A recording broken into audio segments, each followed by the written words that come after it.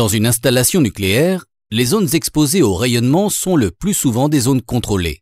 Dès qu'un travailleur y pénètre, il doit porter une tenue spéciale et mettre en œuvre des moyens de protection.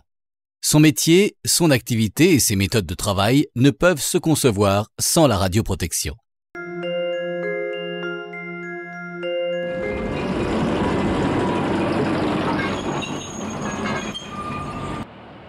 Régulièrement, des éléments de combustible neufs sont livrés dans les centrales nucléaires.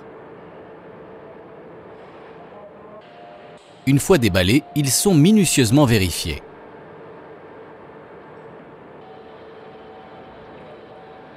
Le combustible est constitué de crayons. Dans chaque crayon sont empilées des pastilles contenant de l'uranium enrichi. L'uranium est très peu radioactif. De plus, le rayonnement qu'il émet pourrait être arrêté par une feuille de papier, c'est-à-dire qu'il ne traverse pas l'épaisseur du tube. Les techniciens peuvent donc manipuler le combustible neuf sans avoir recours à d'encombrants écrans de protection.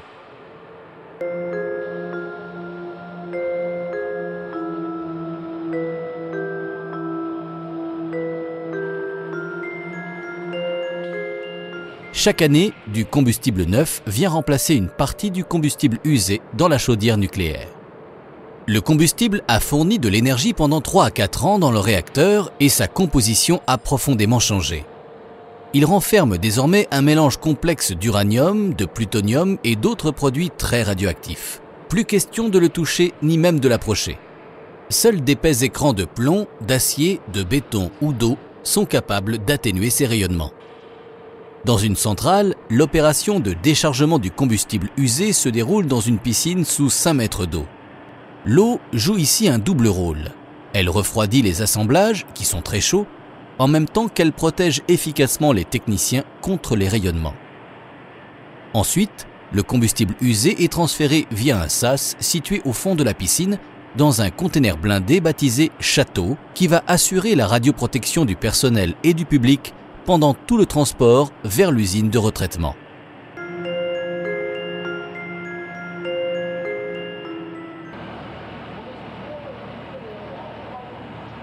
À l'usine de retraitement, le combustible usé est extrait du château. Observez bien la différence. Dans la centrale nucléaire, la manipulation du combustible usé se faisait sous l'eau. Ici, elle se fait dans l'air. Toute intervention humaine est impossible.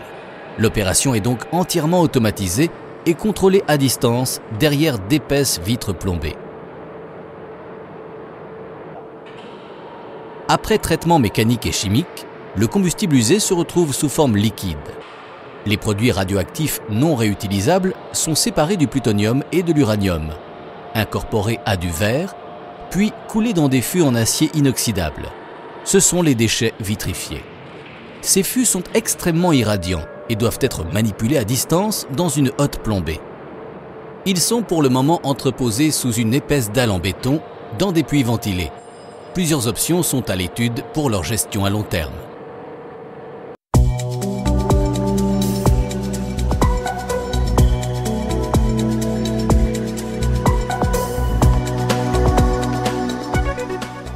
Du combustible, il n'y en a plus dans la centrale de Brennilis en Bretagne. Elle s'est arrêtée en 1985 après avoir fonctionné pendant 18 ans. Elle est aujourd'hui en cours de démantèlement. Le combustible a été évacué, mais il reste un danger d'une autre nature. La pollution par des éléments radioactifs des tuyaux, des vannes et de tous les équipements à démonter. Chaque couleur indique ici un niveau d'exposition. La préparation des chantiers avec la mise en place d'enceintes étanches en vinyle permet de délimiter les zones de travail et de confiner les poussières radioactives produites par le chantier. Fini les combinaisons de travail en coton blanc. Les opérateurs portent ici des tenues étanches afin de limiter au maximum les risques de contamination.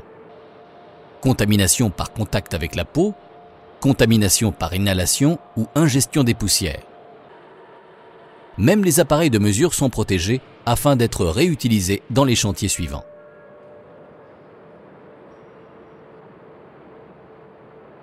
L'éloignement par rapport aux sources de rayonnement, la limitation du temps de séjour dans les zones à risque, l'utilisation d'écrans de protection font partie intégrante des pratiques, des méthodes et des comportements des travailleurs, quel que soit leur métier dans les installations nucléaires.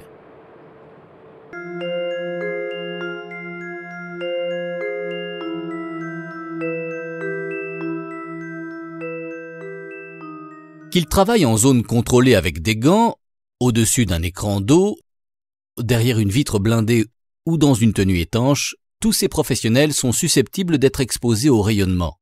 Ils portent donc un dosimètre destiné à mesurer leur exposition individuelle. C'est un outil indispensable de la radioprotection puisqu'il permet de vérifier que l'exposition individuelle ne dépasse pas la limite réglementaire. Dans les zones à risque, les intervenants portent même 2 dosimètres. Celui-ci est dit passif, puisqu'il fonctionne comme un film photographique qui s'impressionne au fur et à mesure de l'exposition. Il est développé lorsque le travail est terminé. Celui-là est dit actif. Électronique, il affiche l'exposition en temps réel et peut donner l'alerte lorsque des seuils d'exposition préprogrammés sont dépassés.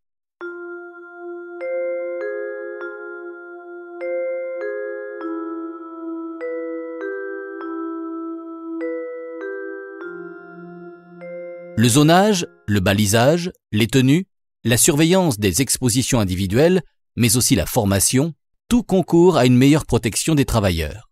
Depuis 50 ans, l'expérience de terrain accumulée petit à petit par les professionnels, alliée au progrès de la technologie, a contribué à développer une culture de radioprotection qui implique chacun dans la recherche permanente d'une réduction des expositions.